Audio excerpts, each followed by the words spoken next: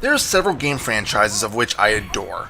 Mega Man, Castlevania, Final Fantasy, at least the pre-PS2 games. Mortal Kombat is also high on the list. I know a lot of fighting game enthusiasts prefer games like Tekken, or Street Fighter, or Virtua Fighter. Although I do enjoy Tekken games, I never really could get into the Street Fighter games, and I always preferred Mortal Kombat. Maybe it was the typical shock and awe I had as a kid, watching fighters get brutally decapitated, blown to bits, or eviscerated in some way, shape, or form. Yeah, it was gory, it was bloody, and oftentimes just plain silly, but I loved every moment of it. Way back when I first bought my PS2, I remember going to a GameStop, or maybe it was Electronics Boutique at the time, and seeing Mortal Kombat Deadly Alliance. At the time, I thought it was the first 3D MK game to be released, not knowing that MK4 was out on the PS1 and 64. Granted, to this day, I still have never played it, but that's a game for another day, I suppose. I of course picked up MKDA and remember playing it a lot. Fast forward to recent days, and in my never-ending quest to rebuild my gaming library, I grabbed this game for about $5. Playing it again? I don't see what the hell I was enthralled with at the time. Mortal Kombat Deadly Alliance tells the tale of two sorcerers, Shang Tsung and Quan Chi, finding out about some newfangled plot to take over the world. To do so, they kill off Shao Kahn and then Liu Kang. Yeah, they killed off one of the biggest names in the series. That should tell you what kind of game you're in for right away. But anyway, with these two forming the quote Deadly Alliance, the Elder God Raiden decides to get a team together to overthrow them in Mortal Kombat, hence the title. At the start, you only have a dozen fighters available, with the other 9 requiring you to unlock them in the crypt, which I'll get to later. Over half of the fighters are recognizable if you're familiar with the series as a whole, and a few others are newbies.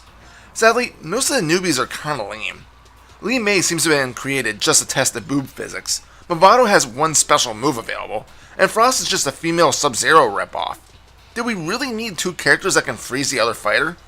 Really, the only 2 that were cool to play as were Bo Raicho, an older fighter who uses the drunken fist style and uses belly flops and vomit to attack, and Kenshi, a freaking blind swordsman who uses telekinesis.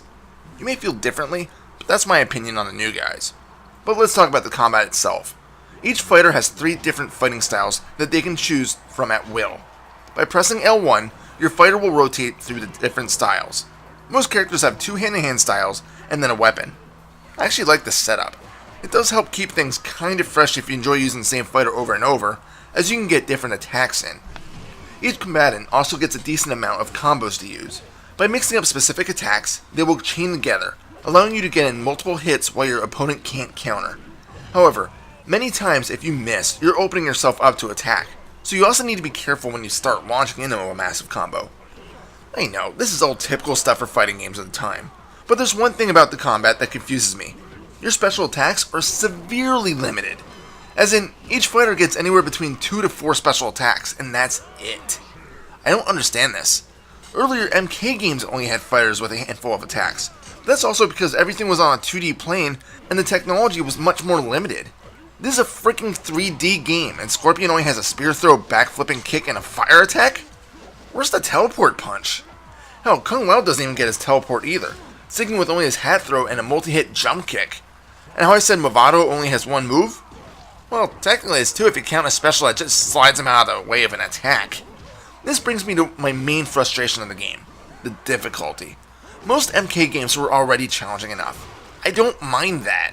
But when I'm playing on medium and can't even get to the bosses because halfway through the tower, the enemies block literally every freaking attack, that's where I draw the line. I was trying to mix up specials, combos, and sweeps, but I learned over time that the best way to defeat your opponent is to find an easy combo and just keep spamming the hell out of it. Of course, if I missed, I was screwed, but it worked for the most part until I got near the end of the tower challenge, and the enemy AI started blocking that too. Even if you're doing well, somehow the AI can also counter you mid-combo or attack. Think early series Shao Kahn levels of BS, and that's what you got here. Imagine starting off a combo, thinking, yeah, I got this bastard. And then that guy just whips out his 10-hit combo of his own to interrupt yours and win the match. Bull? Yes. Does it happen? Absolutely. Speaking of combos, some of them are really frustrating to actually pull off. The basic ones are fine, but if you're trying to string together a large one that spans multiple fighting styles, it's almost like you're just going to have to let luck play a factor into it.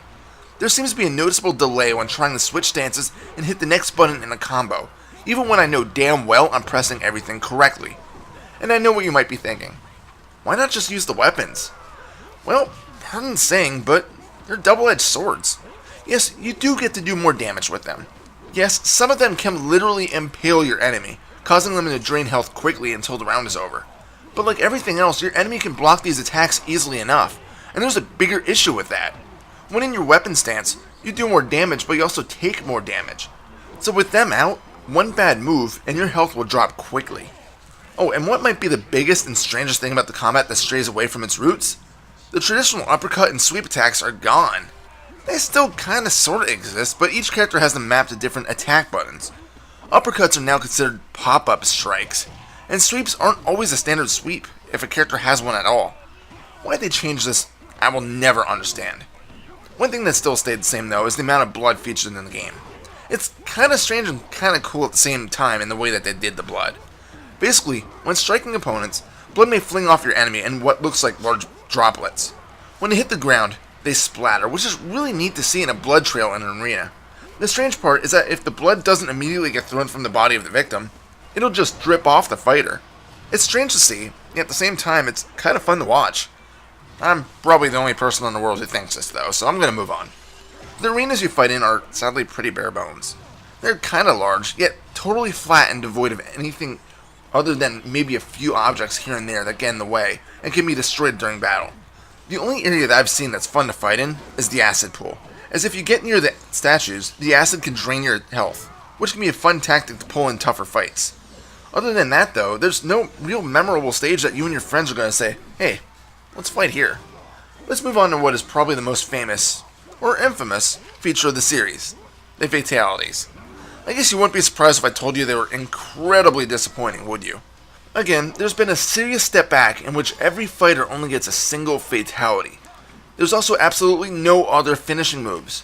No stage fatalities, no brutalities, no animalities, no babalities, no friendships. I'd be fine with this if it wasn't for one major flaw. The fatalities themselves are incredibly lame. Let's take the very first game. Scorpion took off his mask and lit his enemy on fire. Freaking sweet. I remember seeing that in the arcade when another kid in Cub Scouts did it to me. My jaw dropped. So in 3D, Scorpion's gotta do something awesome with fire, right? Nah. He throws a spear, gets it stuck in his opponent's head, and then rips it off. Oh. Sub-Zero and Kano both have moves similar to their original appearances. Kano's fatality is crap, but Sub-Zero's is one of the few that actually looks good. Boraicho just does a deadly belly flop. And Quan Chi has probably the most infamous fatality of all time, where he just extends their neck.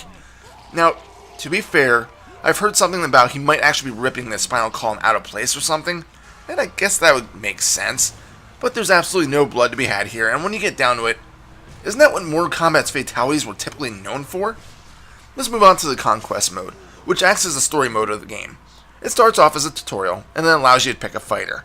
From here, each fighter gets 10 steps of the journey, and then you'll come to find out that all Conquest is a massive tutorial mode.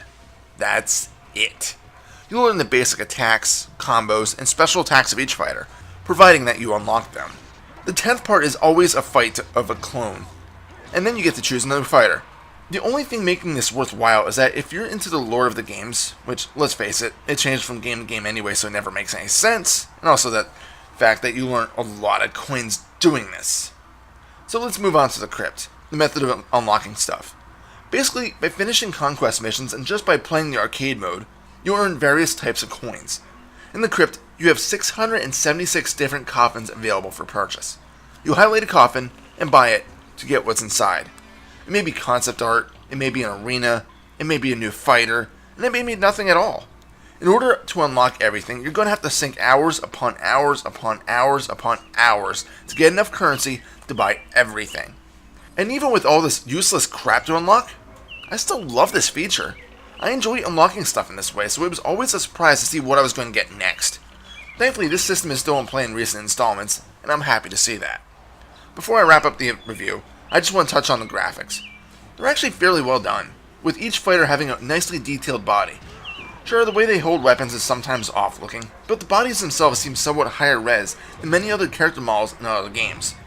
Of course, all the female combatants get large racks to show off the jiggling physics, and Kung Lao looks really weird without having the hat on his head, but overall, the characters look pretty damn good. Mortal Kombat Deadly Alliance isn't the strongest showing for the series. The combat is a bit slower, but it's more hindered by the unrelenting AI, the infuriating combos, and the severe lack of special moves that would help further individualize each fighter. And come on, the fatalities frickin' suck. If you're into the series, check this game out, but I wouldn't recommend spending a lot of time or money on it, as it's simply not worth it. The next game in the series, Deception on the other hand, well, that's another review for another day. Final score? 6 out of 10. This is Reaper. Happy fragging.